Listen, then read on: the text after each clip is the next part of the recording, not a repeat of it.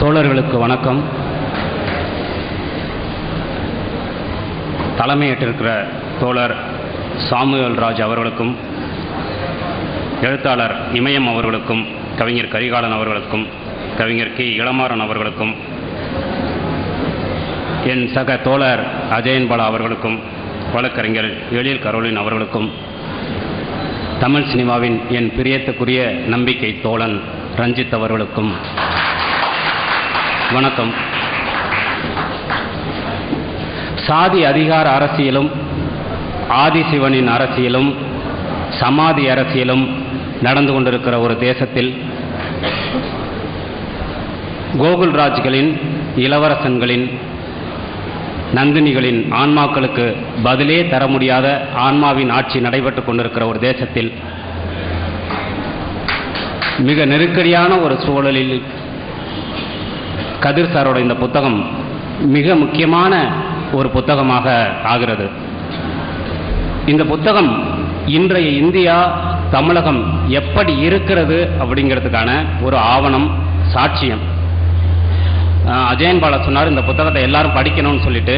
என்னுடைய தீவிரமான பரிந்துரை என்னன்னா, இந்த புத்தகம் எல்லா பல்கலைக்கழகங்களிலும், கல்லூரிகளிலும், பள்ளிகளிலும் பாடமாக வைக்கப்பட வேண்டும்.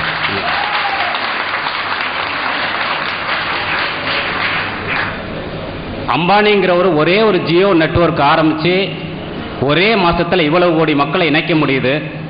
ஆனால் ஆண்டாண்டு காலமாக சாதியால் பிளவுபட்டு கிடக்கிற இந்த சமூகத்தை இணைப்பதற்கு எவ்வளவு போராட்டங்கள், எவ்வளவு விஷயங்கள் நடந்தும் இன்னும் முடியாமல் இருக்கிறது. அந்த நேரத்தில் தான் 20 வருடங்களாக கதிர் சாருடைய இந்த புத்தகத்தில் காண கிடைக்கிற அவருடைய செயல்பாடுகள் ஒரு மிக முக்கியமான முன்னெடுப்பாக, முன்னுதாரணமாக அரசியல் களத்தில் இருக்கிறது நான் நினைக்கிறேன். இந்த புத்தகத்தை நான் எந்த மாதிரி பார்க்குறேன் அப்படின்னா, ரொம்ப முக்கியமாக எனக்கு பர்சனலாக ஒரு அரசியலை முன்னெடுப்பது என்பது வெறுமனே ஒரு கூட்டத்தை உணர்ச்சிவசப்படுத்துவது அல்ல, இளைஞர்களை தவறாக வழிநடத்துவது அல்ல. அதைத்தான் திராவிட கட்சிகள் தொடர்ந்து செய்து கொண்டிருந்தன. திராவிட கட்சிகள் வந்தபோது வைத்த அரசியல் கோஷங்கள் எல்லாமே ரொம்ப முக்கியமான விஷயங்கள். ஆனால் அதற்கடுத்து முழுக்க முழுக்க உணர்ச்சி வசப்பட்ட ஒரு சமூகமாகவே தமிழ் சமூகத்தை மாற்றியதுதான் திராவிட அரசியல் கட்சிகளின் மிகப்பெரிய ஒரு தப்பான விஷயம்னு நான் நினைக்கிறேன். அப்படி அல்லாமல் கதிர் சார் இந்த புத்தகத்தில் ரொம்ப தீவிரமாக செய்யக்கூடியது என்னன்னா, அம்பேத்கர் அதைத்தான் செய்தார், பிரபாகரன் அதைத்தான் செய்தார், ஃபிடல் அதைத்தான் செய்தார். எதை செய்தார் என்றால், ஒரு சமூகத்தை வெறுமனே உணர்ச்சி வசப்படக்கூடிய அல்லது உனக்கு எதிராக இந்த அநீதி நடந்து கொண்டிருக்கிறது என்பதை மட்டும் சொல்லி அவனை தூண்டிவிடக்கூடிய, வெறுமனே வன்முறையை மட்டுமே ஆயுதமாக தூக்கு என்று சொல்லக்கூடிய ஒரு இடத்தில் இல்லை. இன்னும் சொல்லப்போனா இந்த இடத்துல ஒரு இடத்துல கோவில், 2 கோவிலில் ஒரு கோவிலில் தலித்துகளுக்கு நுழைய அனுமதி மறுக்கப்படுகிறது ஒரு கிராமத்தில். அது ஒரு சாதிக்கு உரிமைக்கான கோயில் அப்படின்னு சொல்றாங்க. சரி, ஒரு சாதிக்கான உரிமைக்கான கோயில்னா அந்த ஆதிக்க சாதி மட்டுமே போலாம். ஆனால் அங்க இருக்கக்கூடிய மற்ற இடைசாதிகள் உள்ள நுழையுது. மற்ற இடைசாதிகள் நுழையும் போது ஏன் தலித்துகள் நுழையக்கூடாதுன்னு இவர் கேட்கிறாரு. அதுக்கு அந்த ஊரை சேர்ந்த ஒருவர் சொல்கிறார், அவங்க எப்படி பொதுமக்களும் அவங்களும் ஒன்னா அப்படின்னு கேட்கிறாரு. அப்ப அவங்க பொதுமக்கள் இல்லையா? இல்ல, அவங்க தனியா தானே இருப்பாங்க, அவங்க பொதுமக்கள் இல்லையே அப்படின்னு அவர் பதில் தருகிறார். அப்போ அந்த பொதுமக்கள் இல்லையே அப்படின்னுங்கிற கேள்விக்கு பின்னாடி, அப்ப நான் இந்துவா, அப்ப நான் இந்தியனா, பொதுமக்களே இல்லைன்னு சொல்றேனா, இந்துவா, இந்தியனா, தமிழனா அப்படிங்கிற நிறைய கேள்விகள் எழுகிறது. நாம் பேசக்கூடிய தமிழ் பெருமை, இந்திய பெருமை, இது எல்லாமே சாதிய பெருமையை அடித்து நொறுக்கினால் தான் அர்த்தப்படும் அப்படிங்கிறது அதுல இருக்கு. ஆனா இந்த புத்தகம் முழுக்க இந்த தேசத்தை, இந்த சிஸ்டத்தை, இந்த மாநிலத்தை, இந்த கட்டமைப்பை மிகவும் நேசிக்கக்கூடியவராக எவிடன்ஸ் கதிர் சார் இருக்கார். அதுதான் ரொம்ப முக்கியமான விஷயம். இந்த புத்தகம் முழுக்க அவர் சொல்வது, அம்பேத்கர் என்று எழுதிய சட்டத்தை நமக்கு ஆதரவாக பயன்படுத்த வேண்டும் சொல்றாரு. முதல்ல சட்டம் குறித்தான அறிவை வளர்த்துக் கொள்கிறாரு. அவர் இந்த புத்தகம் முழுவதும் சொல்வது, முதலில் இந்த மக்களை அறியாமையிலிருந்து மேலே எடுத்து வருவது. அதைத்தான் முதல்ல அவர் சொல்றாரு. அந்த இடத்துல தான் கதிர் சார் ரொம்ப உயரத்தில் இருக்காரு. அவர் செய்யக்கூடிய அரசியல் என்பது மிக உயரத்திற்கு போவது அந்த இடத்துல தான். அவர் தொடர்ந்து இந்த புத்தகம் முழுக்க எழுப்பி கொண்டிருக்கிற ஒரு குரல் என்னன்னா, நீ அறியாமையிலிருந்து விலகு, அறியாமையின் இருளிலிருந்து விலகு. உன்னுடைய அறியாமையை பயன்படுத்தித்தான் தொடர்ந்து ஆதிக்க சாதிகளும் அரசியல் கட்சிகளும் அதிகாரமும் போலீஸும் காவல்துறையும் விசாரணை என்கிற பெயரிலும் வெவ்வேறு பெயர்களிலும் உங்களை அடிப்பதும் கொள்வதும் துன்புறுத்துவதும் நடந்து கொண்டே இருப்பது உங்களது அறியாமையை பயன்படுத்தி தான் என்பதை இந்த புத்தகம் முழுக்கும் அவர் ஒழித்துக் கொண்டே இருக்கிறார். நீ இந்த அறியாமையிலிருந்து முதலில் வா, கேள்வி கேட்பதற்கு முதல் தகுதி அந்த அறிவை நீ பெறு என்பதை அவர் குரல் கொடுத்து கொண்டே இருக்கிறார். அதற்காக தொடர்ந்து இந்த 20 வருடங்களுக்கு மேலாக அவர் பயணப்பட்டு கொண்டே இருக்கிறார். ஏராளமான அச்சுறுத்தல்கள். நான் சும்மா ஒரே ஒரு படம் எடுத்தேன், ஜோக்கர்னு சொல்லிட்டு. அது ரொம்ப சாதாரணமான ஒரு படம். ஆனால் அந்த ஒரு படத்தை எடுத்ததற்கே யாரை பார்த்தாலும் என்கிட்ட என்ன எப்படி எடுத்தீங்க இந்த படத்தை, எடுத்து தைரியமா எடுத்தீங்க, ஏதாவது போன் மிரட்டல் வருதா, யாராவது வர்றாங்களா வராங்களா அப்படிலாம் 20 வருடமாக ஒரு களத்தில் நின்று அவ்வளவு குரல்களை ஒலித்துக் கொண்டிருக்கக்கூடிய கதிர் சாருக்கு எவ்வளவு விஷயங்கள் நடந்திருக்கும், எவ்வளவு துயரங்கள் நடந்திருக்கும், எவ்வளவு வலி நடந்திருக்கும்ங்கிறது எனக்கு தெரியும். இந்த புத்தகத்தில் ஒரு வரி வருது, ரோஹித் வெமுலாவை பற்றிய ஒரு கட்டுரையை அவர் முடிக்க ஒரு கட்டுரையில் வருது, நாகமுத்து அவரை பற்றின ஒரு கட்டுரையில் தன்னுடைய வலியை, தன்னுடைய கண்ணீர் ரொம்ப வலியான விஷயம்தான். ஒரு கண்ணீர் என்பது வலியான விஷயம்தான். ஆனால் அந்த வலியை நம்பிக்கையாக மாற்றுவதில் தான் இவர்களுடைய விஷயம் இருக்கிறது அப்படின்னு சொல்றாரு. அந்த நம்பிக்கை நட்சத்திரமாகத்தான் நாகமுத்துவும் ரோஹித் வெமுலாவும் இளவரசங்களும் கோகுல் ராஜ்களும் இருக்கிறார்கள் அப்படின்னு சொல்றாரு. அந்த நம்பிக்கையை தான் இந்த புத்தகம் முழுவதும் நான் பார்க்கிறேன்.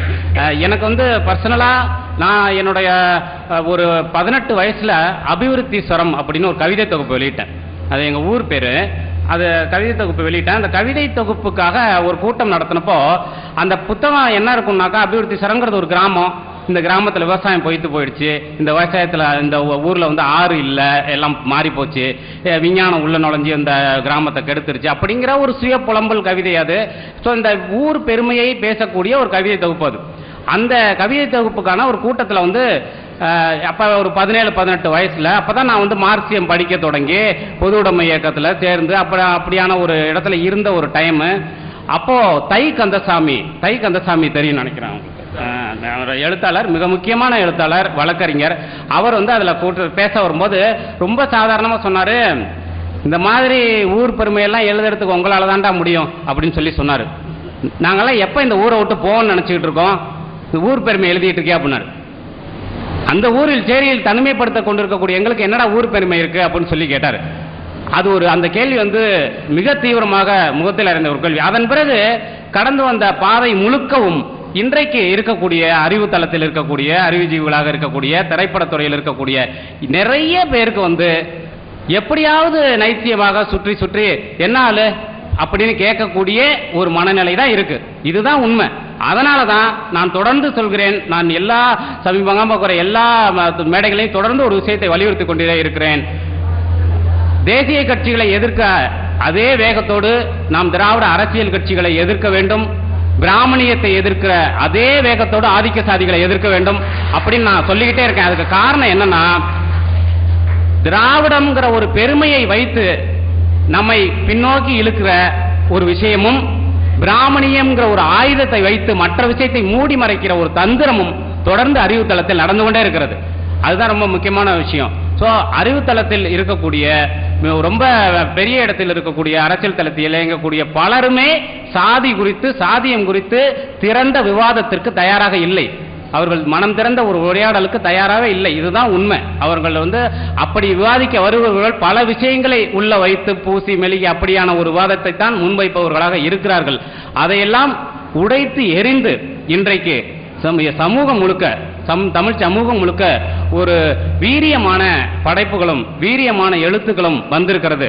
தோழன் ரஞ்சித் போன்றவர்கள் இல்லை என்றால் தமிழ் சினிமாவில் இந்த மாதிரியான ஒரு குரல் எல்லாம் எப்படி சாத்தியம் என்கின்ற ஒரு பெரிய இது இருக்கு. நானும் சினிமாவில் இருக்கிறதுனால அப்படியான ஒரு குரலை ஒலிப்பதற்கு பின்னால் இருக்கக்கூடிய பிரச்சனைகள் எவ்வளவு அப்படிங்கிறது தெரியும். அப்படியான குரல்கள் என்று ஓங்கி ஒலிக்க ஆரம்பித்திருக்கிறது. கதிர் சாருடைய இந்த புத்தகத்தில் ஒரு இடம் வரும்.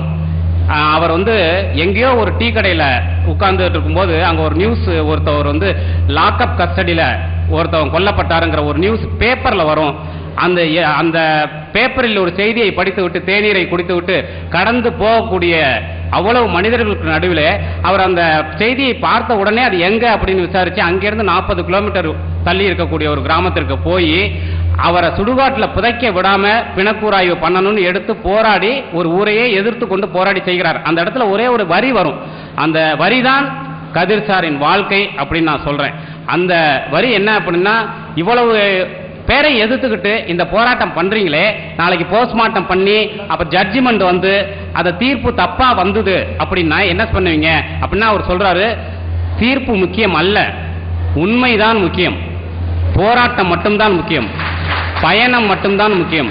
அந்த பயணத்தில், அந்த போராட்டத்தின் பயணத்தில் மற்றவர்களை இணைத்துக் கொள்வது மட்டும்தான் முக்கியம். தீர்ப்பு என்பது முக்கியம் அல்ல. எத்தனையோ தீர்ப்புகள் உண்மைக்கு எதிரானதாக வந்திருக்கிறது, ஆனால் உண்மை சாகாது என்கிறார்.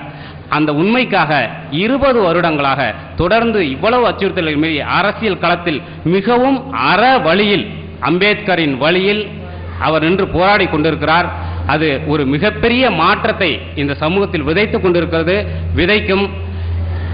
சிவப்பு தேசத்தின் நீலப்பறவையே, சிவப்பு தேசத்தின் நீலப்பறவையே, என் தோழனே கதிரே, உனது சிறகில் உனது இறகாக, ஒற்றை இறகாக இருப்பதே என் பெருவிருப்பம். நன்றி, வணக்கம்.